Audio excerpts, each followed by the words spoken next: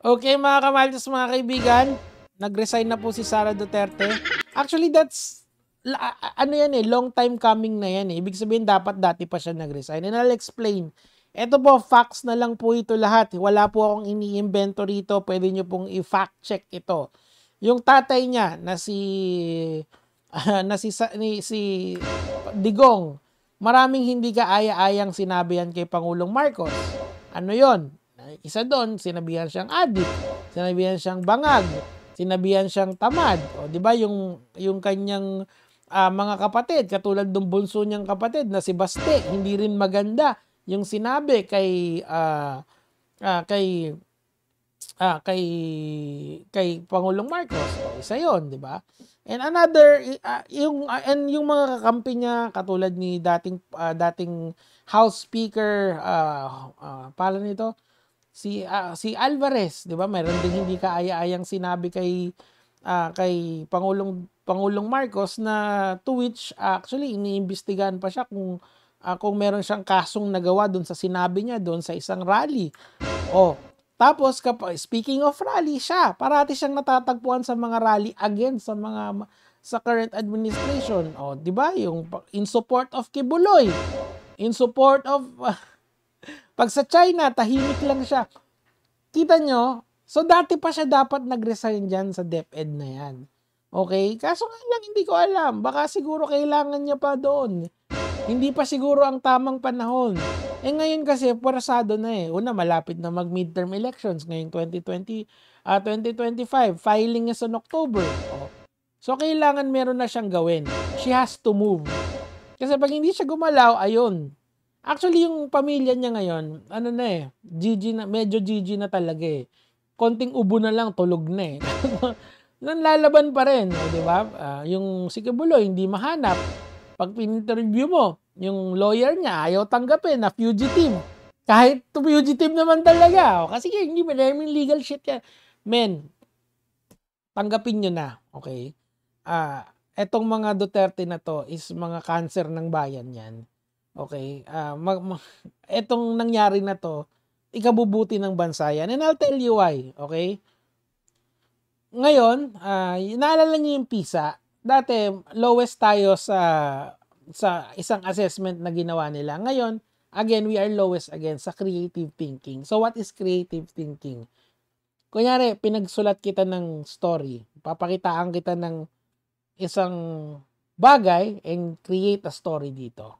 That's creative thinking, okay?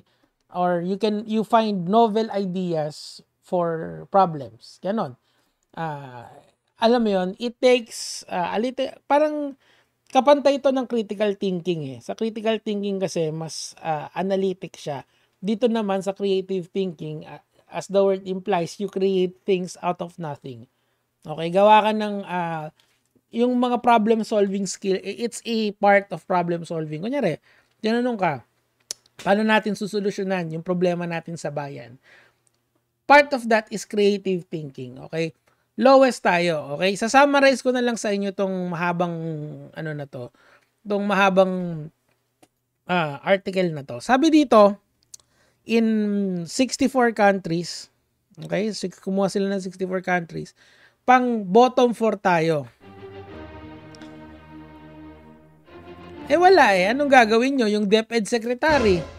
Mas inuna pa yung pagprotekta kay Kibuloy kaysa paggawa ng mga programa para tumalino yung kabataan.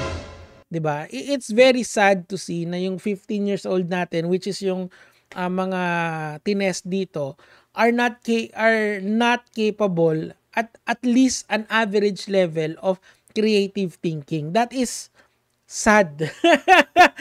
To say the least. Okay? Kasi nga,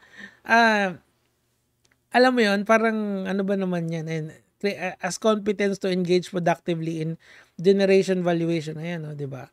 So, Philippines sees biggest score improvement when students are curious. O, see?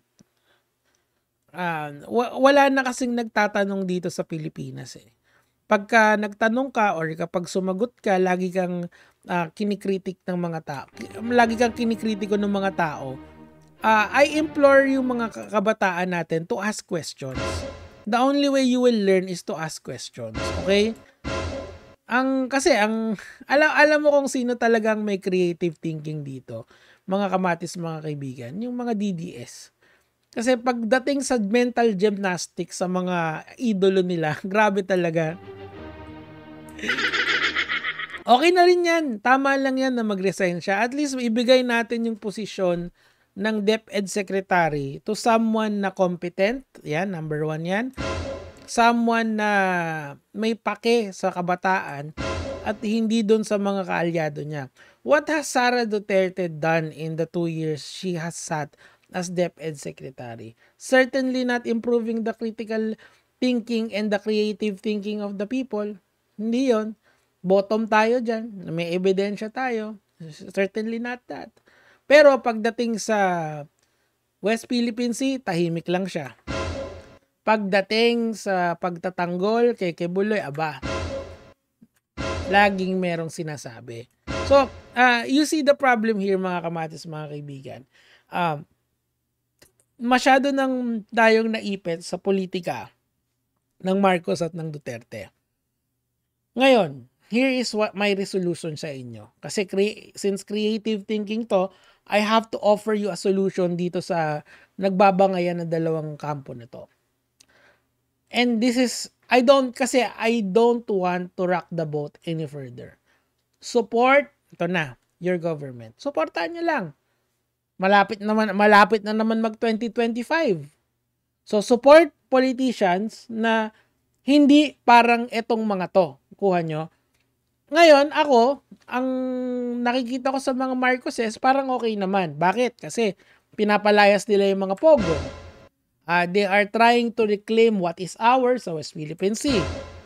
They are trying to resolve the economic problem pagdating sa pagkain, sa gas, sa rice, I mean. Sa gas, not so much. Bakit? Kasi nga, yung energy natin is tie-in sa West Philippine Sea. If we cannot use yung natural resources doon, that could spell disaster para sa atin long term. Kasi nag-aangkat tayo ng crudo eh. Wala tayong crudo natin. Konti na lang yun nandito sa atin, yung reserves natin. So it is imperative for the government to at least start a process of taking over yung what is ours or using yung ating natural resources sa West Philippine Sea. That's what paano ko nalaman lahat yan? I do a lot of research, that's why. So that's one thing, 'di ba? And another thing kasi, mas maganda kung yung alam mo yun, and siguro ang problema na lang natin is going to war with China. I don't think it would happen yet. Okay? Pero war is looming eh. Lagi naman eh. And tandaan nyo, hindi naman kinoconquer ng China ang Pilipinas. Kinoconquer nila yung sabi nilang South China Sea. So, will it spill over sa greater area of the Philippines? Not so much. Siguro it's going to be a if in case it happens, it's going to be a maritime war. Pero nobody wants war in any form. But ang sinasabi ko lang, mas maganda kung alam niyo yung problema. And at least yung scale ng problema is mabawasan. If you support your government honestly to the fullest, and then pagdating ng election, if you now have the power, the constitutional power to change the people that runs this country, doon pa lang magkakaroon ng bagong Pilipinas. Gets? Okay, so stop with the traditional politicians. Doon kayo magsimula. Not saying na, pero if the Marcos did well, maybe they get another chance. Maybe. Pero habang hindi pa tapos yun, hindi pa tayo pwede mag-conclude. The only way that we can see this through is not supporting subversive people. Mga tao na wala nang ginawa kung hindi manira at saka tumira just because. Di ba? What's the point of listening to Duterte, yung matanding tatay niya? Para malaman mo na bangag si Pangulong Marcos? What the fuck?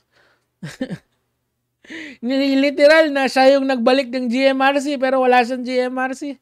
Ay nako. Anyway mga kamatis, mga kaibigan, yun lang naman yung sa akin for today, Gege mga lods.